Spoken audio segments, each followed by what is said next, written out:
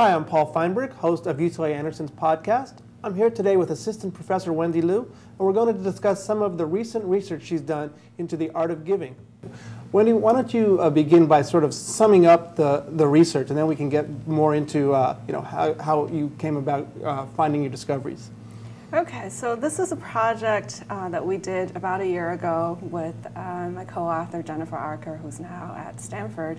What we were interested in was to see whether there's any difference in people's behavior when they give to charity through time or through money. And so what we found was this interesting effect, which we call the time ask effect, whereby if a charity asks people to give time first before they approach people for money, that increases people's generosity towards the charity, so that later down the road they're more likely to give both more money and more time to the charity. So this approach of asking for time first generally works better than asking for money first. So let me get this straight. So even if the ask is for time, that still generates more money. Tell me a little bit how that works. Right. So the effect really occurs at the level of how people approach the charity and how people think about what giving means to them. And what we find is when people are asked to give time, they think of giving as something that's personally meaningful, that's emotionally satisfying, which then gives them this warm feeling of personal happiness, which then leads them to be more generous. And this generosity could be expressed through money or time. So it doesn't matter whether the charity is eventually interested in volunteering or money donation. It's always better to first ask for time, because this gets people into that emotional mode of thinking compared to if you directly ask for money, and which we also show that lead people to feel cold and disengaged from the charity. Can you talk a little bit about the methodology? Yeah, so the studies in this paper consist of both lab experiments and also real experiments taken with real charities in real fundraising events. So I'm going to tell you one study that we did with Hope Lab. Hope Lab is a nonprofit charity that uses technology to help kids with chronic illnesses. So basically what they do is to devise technology such as video games to help kids cope with illnesses such as cancer. So we got engaged with this organization, and we decided to help them raise funds and at the same time test out our ideas about giving time versus giving money. And so the study took place in a fundraiser that they were doing on Berkeley campus. And we couched the research session in what we call a research survey session. So we invited Berkeley undergrads to come in to a big classroom to fill out surveys, marketing research surveys about Hope Lab. So we told them, you're going to read about Hope Lab, and you're going to get questions about how do you like Hope Lab, and what do you think of the organization, questions like that market researchers typically ask. And we didn't tell them that our actual intention was to see whether they would donate to Hope Lab downstream.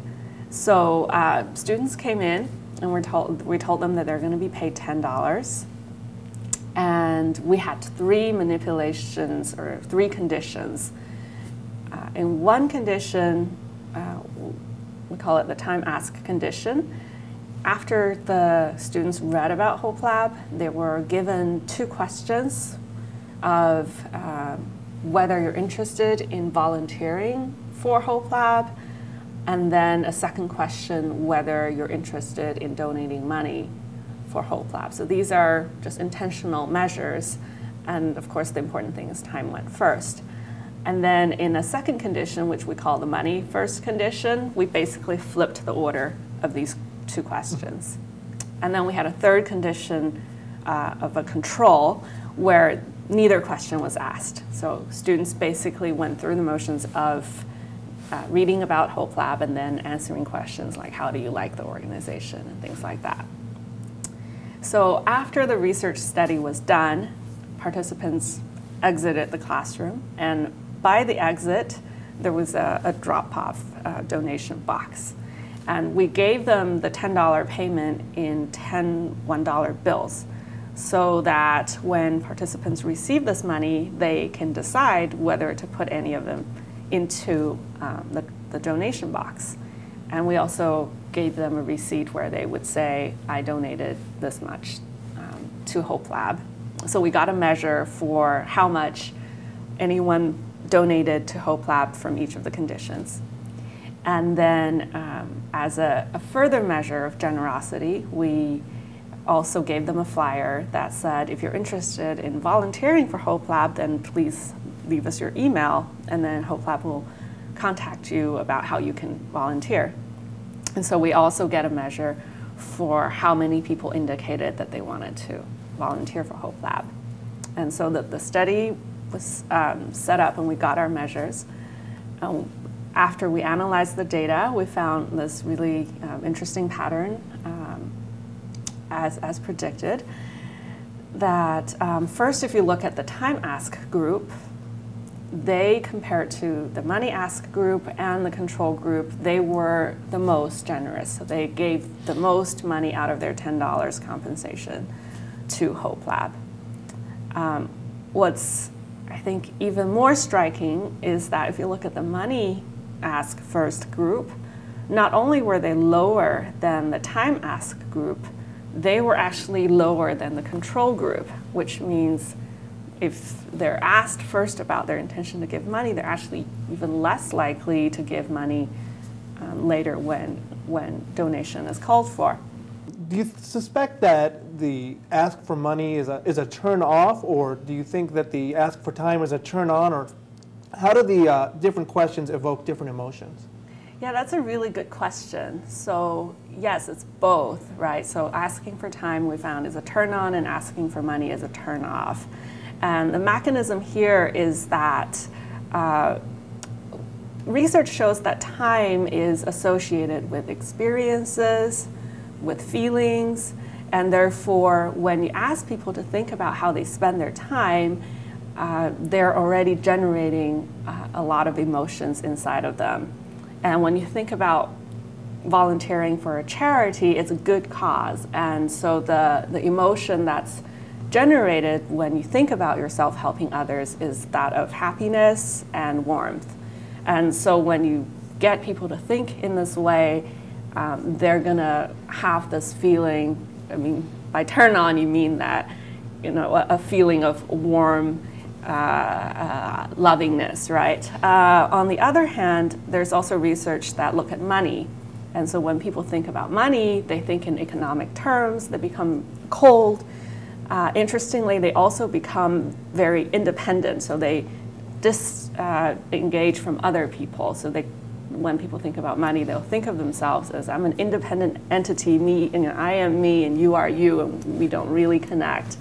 And so the turnoff from money comes at both the level of I'm going to be shrewd, and also that I do not really have much to do with other people in the world. It sounds as if giving time is a group activity or a participatory activity, but giving money is a very individual activity.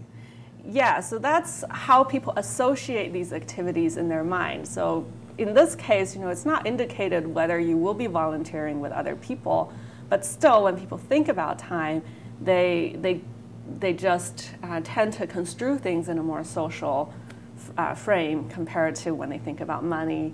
They just tend to associate that with more lonely activity. Do you suspect that it matters a bit whom you're asking? Because I know people, we all know people with lots of money, but not so much time. Or do you suspect that even those folks would give more money even if they had no time to give? Yeah, so it's an interesting question, and we also checked in our measures whether this played a factor. And interestingly, it did not, counter to, I think, intuition on this, in the sense that, well, the effect is very general, that it's about time activating generosity.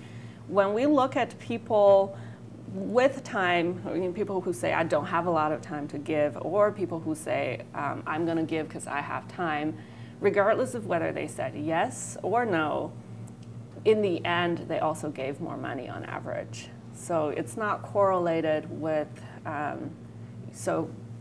they're not thinking of money as a substitute for time or the other way around. It's more, the two things actually are positively correlated. So if I'm more willing to give time, I'm more willing to give money. So it's a generosity effect.